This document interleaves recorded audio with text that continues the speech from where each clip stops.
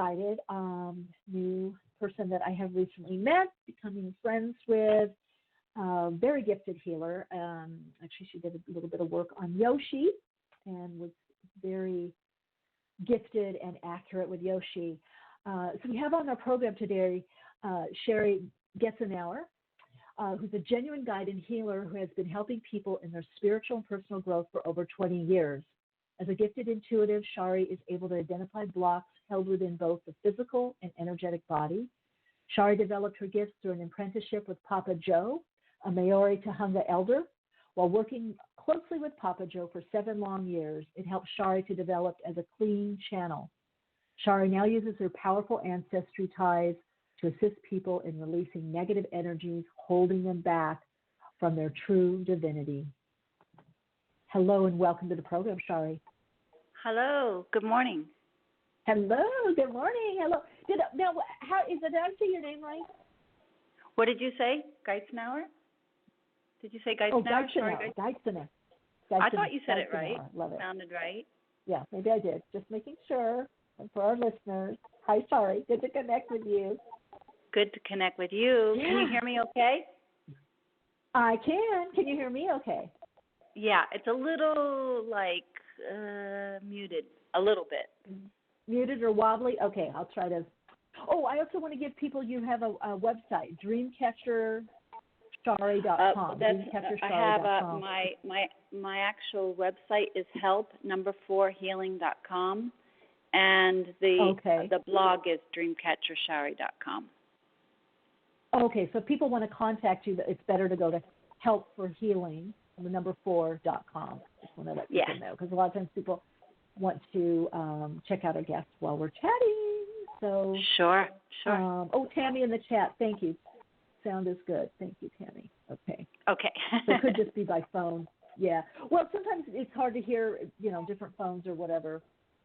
So, welcome to the program. I really want to find out more about your work, but I want to start with how you got on a path. We always ask this: how do people get on their path, their first awakening, their spiritual awakening, and then how you were led to the work. And I remember with the Maori, is that how pronounced it? Maori elders and healers.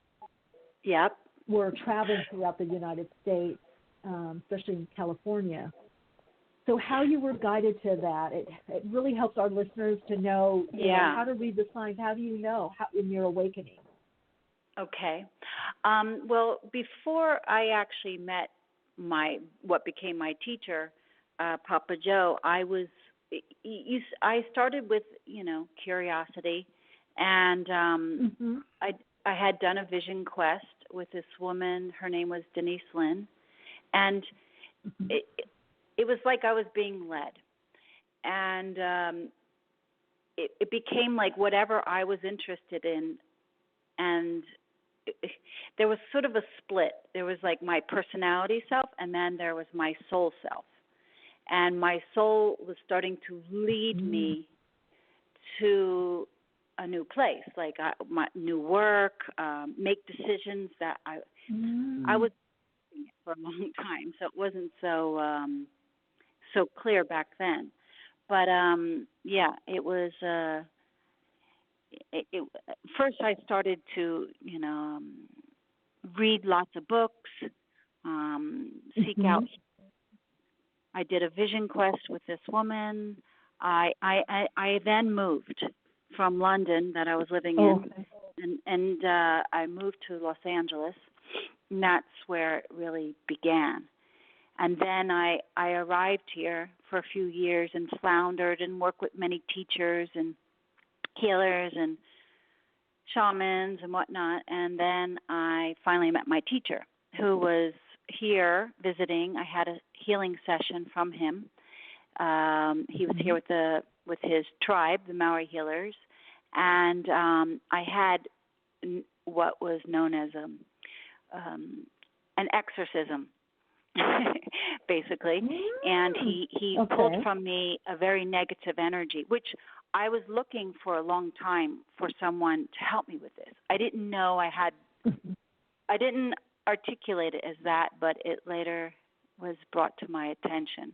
I was looking for him for a long time, and to release me from this like bondage, really. And then after that, I started to work with him. It was like a draw to come up and see him and work with him and work with the Maori healers. And I was very frightened of the healing work. I was very frightened of the spiritual world. I was very frightened of spirits. I've been like kind of running my whole life from them, you know. I didn't want to. I didn't want to know. So every day. How did you know this? Did you just pull away? How did you know that you were frightened? Connected. It was a terror that came up in my body that consumed me. That I was like, no, it was a very scary path for me for a long time. I didn't take it with like, I find people today, some people running towards it, and I'm like, ugh, please. Right. I was running from it. But what happened is that it was just more painful to run from it, and then just to face it. And then things began to happen and escalate, and my abilities began to escalate, and it just took off like that. And I just started to work on people. But I had been working on people practically my whole life, but I now knew that I was working on people, you know. I now knew that I was being guided. It was sort of like I was starting to wake up, really. And all this that was happening already just became more apparent. Now, something you said I find very interesting that I think a lot of people get at this point, and if you can kind of expand on this. You said that like before you were like more, you know, ego or personality, but then the soul started guiding you more and more. Yeah. And that's fascinating. So how did you experience that? What did that look like, and how did you know it was the soul, and where was the soul exactly guiding you to, right? Yeah. That's a journey in itself. I mean, it's not like a decision or a workshop or like well, maybe sometimes, but it's sort of learning between the personality or the ego self, like, you know, what I get up and how I choose to, you know, what food I like and how I want to dress that day. Like that's, you know, the personality, and the soul is that deeper part of the self, the one who has, you know, incarnated on this planet for a reason and this kind of bigger purpose, if you like. And like I said, that it sort of takes time to hear which voice is which. And, you know, and I can still go to sleep now, but not for very long. But it becomes like a journey, you know. And I was with my teacher for many years before it became really apparent to what my path was, you know. I mean, and there were plenty of things that were clouding me from really knowing that. And so I like what you say, that it doesn't just happen, you know, it's this process. It's a process. To hear that voice, right? To hear that voice and know that that's the voice, right? And to know, I mean, I in a lot of my blogs, they're super simple, but they're saying a lot in that the ultimate answer is to remember who we are, to know who you are. In that place, I mean, is gold. And it like I said, it took me a while, and I knew when that place really started to open up and I really started to awaken, I knew no money in the world could give me this. It's called work. You know, you have to roll up your sleeves and you have to do the work, which so many people don't want to do. And hence my topic, the pitfalls on the spiritual path. Like they want to be given the answer, and it's a lot of deep soul searching and being quiet and learning to listen from a different place, not just from the personality, like I want, but from this like going for long walks by myself without a phone, you know. And my teacher Papa Joe kept saying, you know, it's a different type of listening.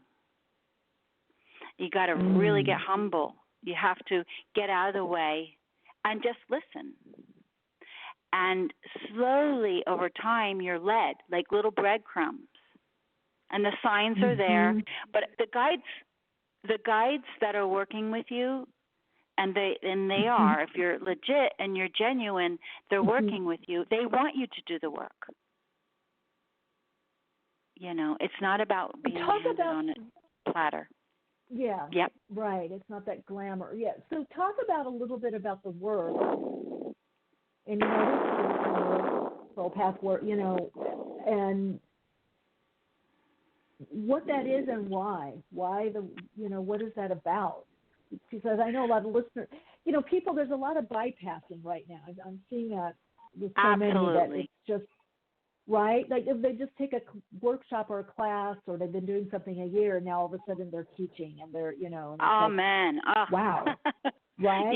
Yeah. Personal work in this. Yeah. Yeah. It's all that. That's the pitfalls that I'm talking about. But like, what exactly is the work? Well, each individual is different, you know. And as I work with people, you know, and I have, you know, several students. Each one has their own code, if you like, right? And it's no like you do this and you make a right here and a left here. It's more like each person has it's undoing your ancestry, you know. It's like you know, of what you're born into. You know, all those genetic codings of like your parents and your parents' parents, and so I'm doing all that, you know, and knowing what your personal soul code is, you know. It's like, I'm not this, you know. It's that awakening. Like I'm not this frightened little girl, you know. That I was very programmed into a fearful person. I mean, really programmed. I had a very strong victim consciousness, and I still can, you know. It's not like I've arrived. It's just that I can, you know, check myself a little easier. And, you know, I still have to do my work. And it's like I'm not that fear. And I had to overcome that in order to really start standing in my power and keep growing in that, you know. It's like remembering who you are. It's like, oh, and there are no words for that except experiencing it. And when you do, it's a force to be reckoned with. And so many people are like, go save the world, and that's fine, but go save yourself, you know, and do this work. Do your work. Yeah. As you awaken, you will affect everybody around you. No kidding. That's the most powerful thing you can do, really. And that's really what I think is our true work here, you know, is that. And then, you know, hey, my work happens to be that I am a teacher and a healer, and I help others to awaken themselves, you know, and find their strength and find their voice in this world, and what are they meant to do here, and what's their soul here to do. So, you know, once you do awaken, then you can really start to hear what you're here to do, why you are here. And it's genuine, you know. There's no questions. There's no questions in that, you know, and that's the strength. And a lot of the pitfalls that happen is the questioning. Meaning you go out and you're desperate and you're seeking answers with people that not necessarily are meant to give you the answers. You know? Right. It becomes a big challenge. Yeah, Sorry, one of the things as you were talking, no, that's fine. I was just thinking that when we apprentice or the good teachers or the lineage is that the awareness, I would say consciousness is an inside job. And so I love what you were saying, that that's really what we're here to do, because it's only through transforming ourselves that our vibrational frequency is raised, our consciousness expanded, and that's what radiates out. It's not the surface stuff or surface teaching or surface, it's the deep, like generational transmission healing work, ancestral, it's that deep work that changes the patterns. Amen. And right? it takes time. It takes time. However, someone could come to see me and like things change overnight, but that's a result of them doing work for years, Right. So we're the trigger. We're a catalyst, or Amen. Yeah. What are some of the ways? And then I want to get into the actual work. But what are some of the ways that you see people can? What should they look for as pitfalls? What should they look for maybe in a good teacher or guide, therapist, healer? Yeah, right? Yeah, all that. Ooh, it's huge. And it's sort of like where I've been wanting to talk more about this for years. And I do personally with each individual where I see fit, I don't get in the way if someone's, in the middle of something. But it's, I feel it's important that I remember in the early days and, feeling a certain way about certain shamans, healers, you name it, witch doctors. I was around plenty. And just feeling like, I got to get out of here. Yeah. Yuck. Okay. Yuck. And, well, they're spiritual and I'm a pipsqueak. No, that's get out of there. Things like that. And following what your body is saying, not like what your mind is being shown, the bells, the whistles, the coded language that hooks you. I mean, there's lots of that now. I'm like, oh my God, someone who just has, that's all they're about is like hooks. Really listen to your body, feel your body, and just how what really seems to work is that I ask a question. I tune my sleep, my dreams into that question. I go to bed, then make a decision. You see what I mean? See what your dreams are telling you. See how you feel the next morning. These are tools that work. And let that higher self. So you're talking about using the tools all the time. It sounds like it's a way of life for you. It's absolutely 100% a way of life now. And, over time, at first I was 10%, then I became 20%, then I'm full on, and because I have to be. And but yeah, like if you're in conflict of someone or something or doing something or doing some kind of work with a healer or whomever, ask yourself, go to bed, ask the question, go to bed with it, and just see what your dreams show you, see how you feel in the morning, let your higher knowing wisdom's infinite consciousness tell you. Don't be so quick to go with, there's a lot of bells right now and there's a lot of whistles. Yeah. A lot. And it's all, a lot of it's surface, and so there's really not that change or that growth. They're really not, I don't know, my guys have talked about the glamour realm. It's a lot of surface, Yes.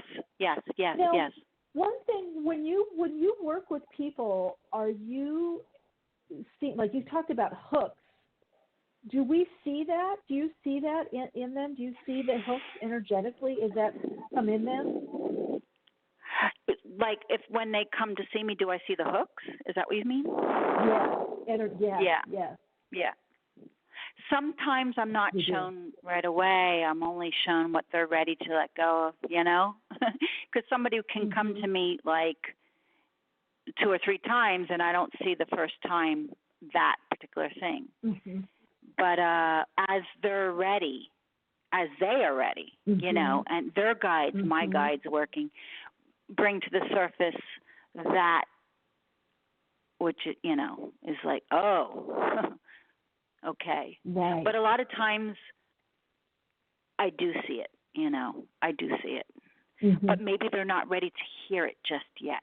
And perhaps a little bit of healing needs to be done prior to, removing the hook, because they might need something from that particular healer or something, It might be a daddy issue. It might be a mommy issue. You know what I'm saying? Wounding. So that's they may where be working through some. Yeah. Yes. Yeah. You're saying they may be working through something. Ah, okay. Yeah. So there's a lot. It's not just like a one-word answer. It's to it's all about, I don't know, a lot of respect going on here. To help each individual. Do you think that the depth and the sacredness will be able to get more into the mainstream? Do you think that or the newly awakening, I guess, will that be a part at some point? Oh, wow. Wow, I've never even heard anything like that question. Yeah. That's me. Oh, wow, girl. Like that. I'm like, right? Because I look at that sometimes like, it's great, but, and it's cute, bunny yoga, I love it. It's all fun, and it has, but the real depth where the change is then it's relying on a few. Even on this program, I always say, just because someone's a best-selling author doesn't mean their consciousness is there.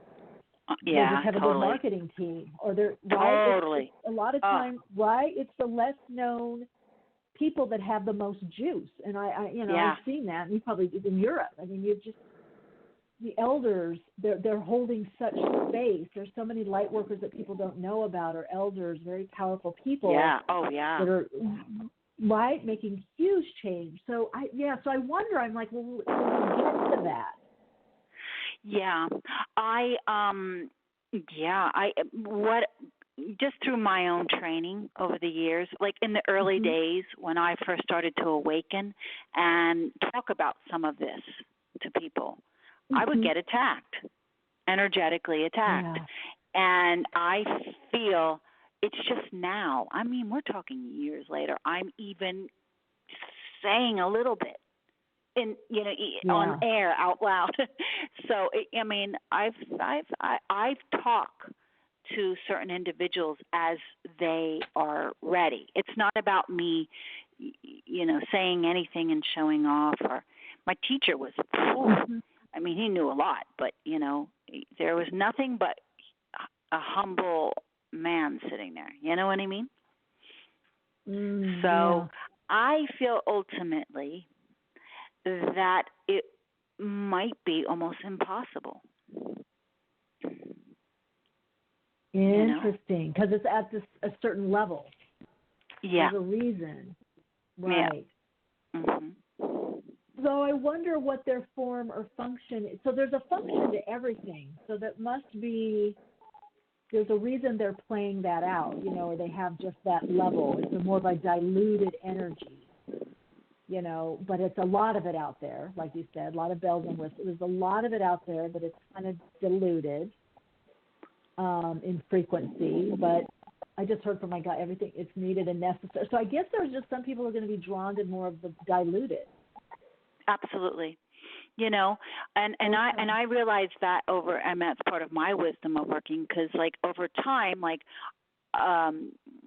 that phrase, don't cast your pearls before the swine, that whole thing. Yeah. And that phrase over the years comes into play. It's like, not everybody is fully going to be on board. They don't want it.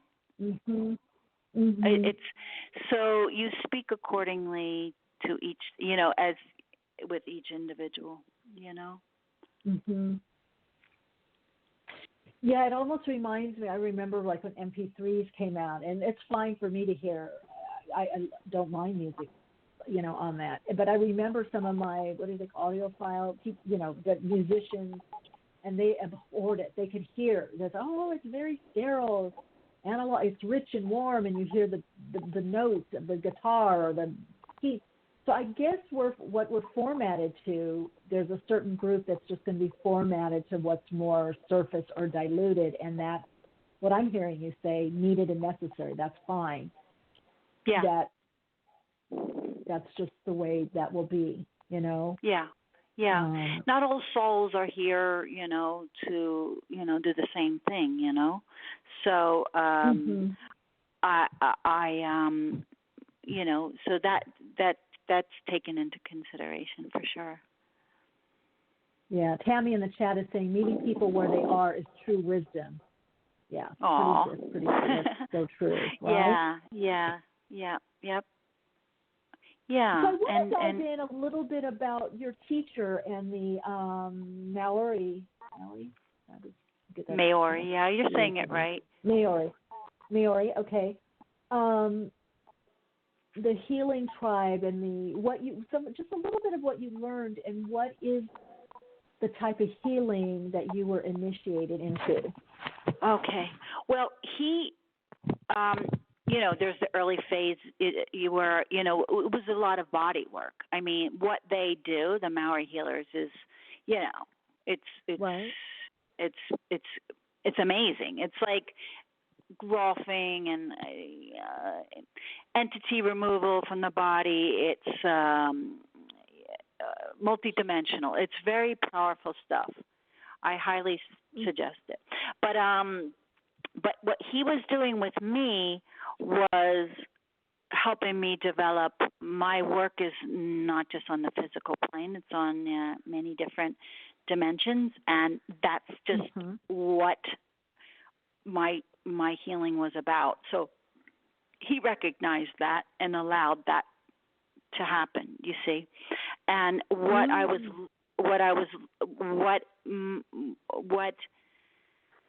so let me stick to the question. So go however you want to go. Yeah, woo! I could go anywhere with it. Yeah, it's just I could talk for hours. But specifically, what you're asking is a little bit about like what his style was. Yes, and then what his healing. Well, so much, but. Yeah. I mean, from the early days, we were working multidimensionally, and he would say to me, "I'm glad you understand this," and I thought, "I don't, I don't understand it." But then he would walk away, and I would think for another 5 months about it, and it was just what I was already doing, and he just made sure I was safe enough to continue that. And be protected enough to continue my work. And my work was physically, it was astrally, it was cosmically. Every time I would work, things would show up. And he didn't necessarily teach me that. He just kept teaching me that I wasn't going crazy, Yeah.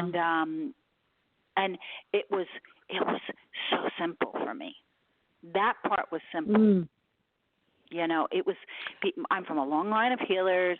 It's in my genealogy. I've been doing this for lifetime. So all this was easy. What was hard was getting out of my way. The mental stuff. That I had very low self-worth, and I still do. And I just didn't have any confidence in myself. You see, and sometimes those make the best healers because you're there by default, right? Your heart's so open, right? Trying, like right? What? Like, Like, how did I? Like, what? I still am. I'm still in awe in every single session, or when someone shifts, or when I'm right, like they're like, wow, you were right. Or, I'm like, wow, I was. Sorry, I'm the same. I'm the same. It's like I am the same. And I'll have clients or friends say, well, you know this, or you're accurate, or I told you. And I'm like, yeah, I know, but isn't that bizarre how that happens? It's real. I was right.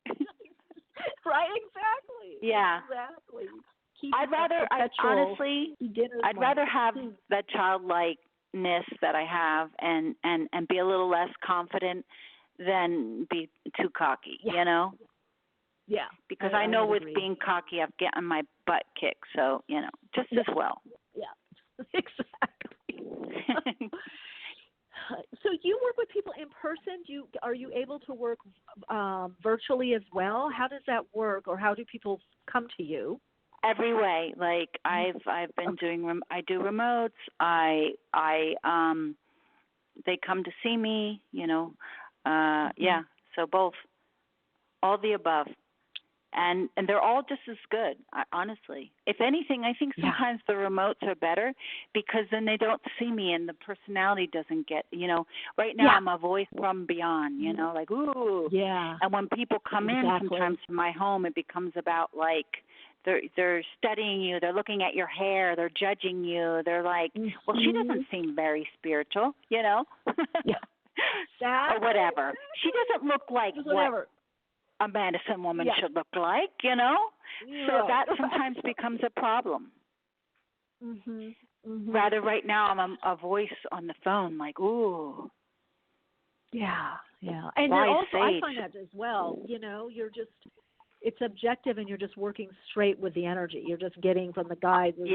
Totally. Amen. Yeah, that's it. Yeah. Yeah, right? Sometimes it's better. It's all good. It's all good. But I find, I find, like I said, the remotes sometimes are just easier because there's no the less personality involved. And because a lot of times I don't know them from Adam, and I'm just reading them, like, do. And then they're like, oh, how does she know that? Yeah, it's pure spirit, less form. You're tapping right into that spiritual. I love talking with you. The spirit. Yeah. Thank you. We're gonna have fun. And I think what you're bringing to so many, it's.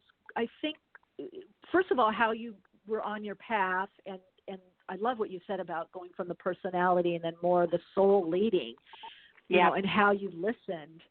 In fact, I remember one of the conversations you and I had off air, telling you some stuff I was going through, and you said, oh, you listened. And I think that's the biggest part of the path is people have to start listening, right? You have to start listening to that other, like you said, that other part of the other voice. Yes. I've mentioned this several times. It's like a radio dial. You have to change the channel and fine tune that, like the old fashioned dials from the old radios. Yeah. And when that was in between that station, and you have to fine tune it. That's what you're doing. It's like going from a mainstream station and then fine tune it, and it's you have to change down gear. You have to slow yourself down. Okay. And ground yourself. Right. Ground the energy. If I can give anyone the biggest tip right now, and that is to ground your energy. Because a lot of the higher frequencies can't come in if you're not grounded. I had that before. I was so spaced out all the time. And one of my teachers said that, you're never going to go to the next level. It's nice experience, but grounded. Now, we just have a little bit of time left. I'll have to have you back on again. Why is the slowing down, and you've emphasized it here. Why does that seem so important? It seems to be so important. Well, it's sort of coming now. It's it's like a grounding cord, like a house that if you don't have your electricity grounded, you're going to get electrocuted. You know, if we're talking like energy is just electricity. It's like slowing down is like it's right. It's bringing yourself into present time, you know. And we're here in this dimension because of that, you know, to be here now. Mhm. Slowing down. That's the slowing down. In order to enter that place, you have to slow down. I mean, if you listen to Eckhart Tolle, you know how slow he is. You see him, he's like, talks very slow, and the energy expands open. You're like, oh, wow. Wow. Powerful. Wow. Yeah, he is. Sorry, this has been amazing. We're winding out of time now, but I've so appreciated all that you've shared, and you have an open invite to come back. Yay. It's really been, it's been so insightful. I've really have loved what you've shared. So thanks for taking the time to be on the program. Thanks so much for having me. Take care. Okay, bye. Bye. All right, that was Shari Geitzenauer. You can contact her at helpforhealing.com, and that's help, the number 4, healing.com.